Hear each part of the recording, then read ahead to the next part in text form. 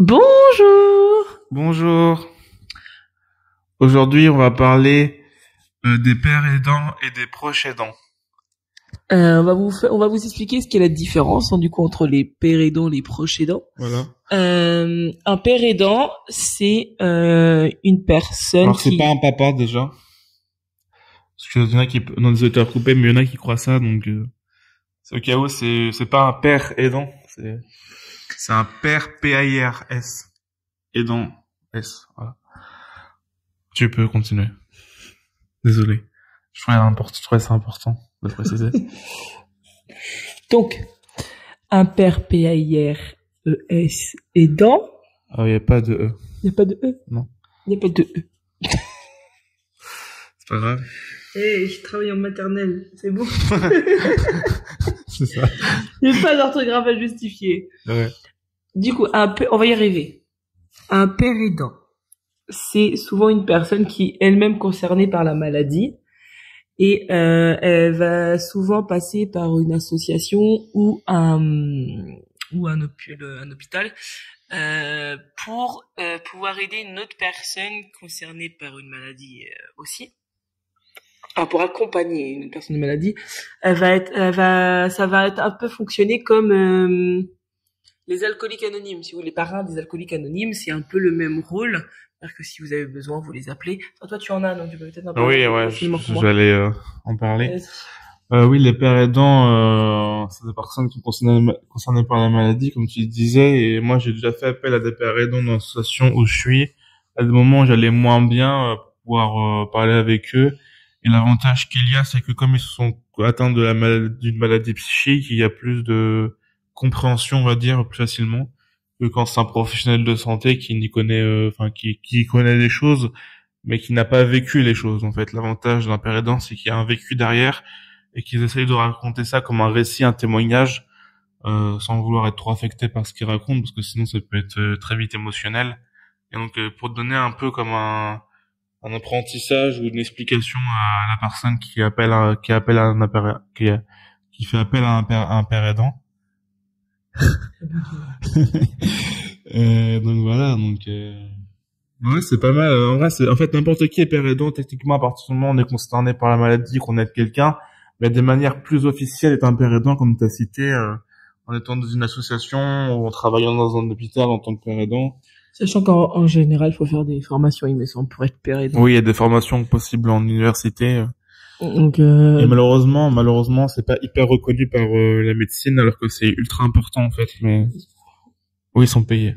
Ils sont payés. Regardez ça, je m'enseigne.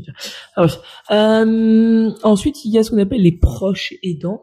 Donc là, on l'est tous plus ou moins. Si on a un proche si on a un proche concerné par une maladie, vous êtes tous ou moins proche aidant, plus ou moins éloigné, mais vous l'êtes tous. Par exemple, moi, mon mari, il est proche aidant, qu'il le veuille ou pas. C'est bête à dire, mais c'est la vérité. Mes enfants sont des proches aidants. Parce que les proches aidants ne se contentent pas juste des personnes adultes. Il y a les enfants qui sont proches aidants aussi. La définition littérale, ça va être une personne qui n'est absolument pas concernée par la maladie sur elle, mais qui a quelqu'un de sa famille ou quelqu'un de proche.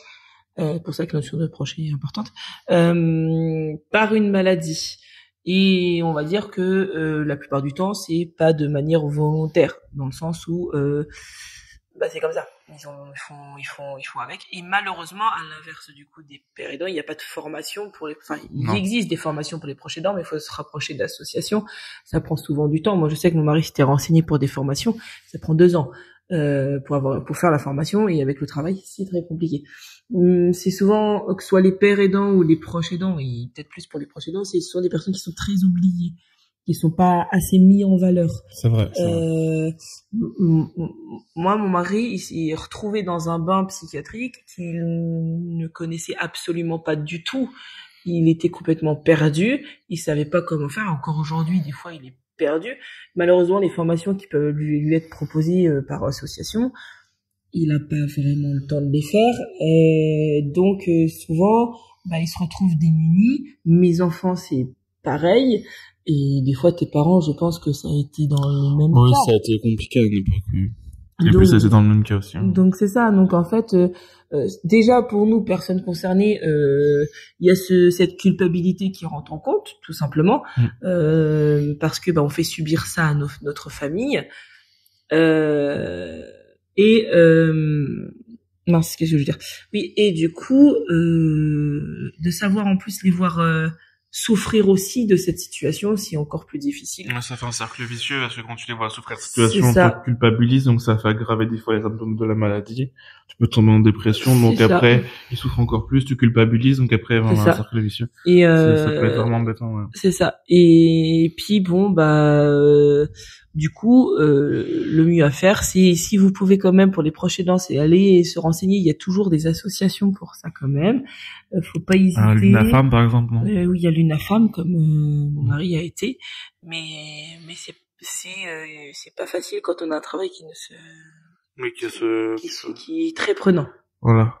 Je voulais ajouter aussi qu'on peut être proche et père aidant en même temps. Oui. C'est pas l'un n'exclut pas l'autre. On peut, par exemple, avoir un proche qui a aussi une maladie psychique, mais qui est en même temps proche aidant, donc parce que c'est un proche, et en même temps père aidant parce que il a une maladie psychique. C'est possible, en fait. Je pense pas que ça s'exclut, tu vois. Je pense que les deux peuvent aller de pair. Bah oui. D'abord, si toi t'as une maladie psychique, tu t'es fait pour, tu peux devenir père aidant pour tes proches. C'est ça, en fait. Oui. Oui, voilà, après, oui, en gros, ouais. Je résume, hein, mais c'est à peu près ça. Ouais. Donc voilà. Donc c'était vraiment pour un peu faire différencier parce que souvent on confond les pères aidants, les proches aidants. Mais l'un ne va pas sans l'autre. Enfin, si l'un peut aller sans l'autre, mais l'un peut aller avec l'autre aussi. Voilà. Donc voilà. Si vous avez des questions par rapport à ça, il y a aucun problème. Comme d'habitude, vous commentez, vous pouvez partager, aimer, et puis allez voir sur notre chaîne YouTube. Salut. Voilà. Bonne journée. Bonne journée.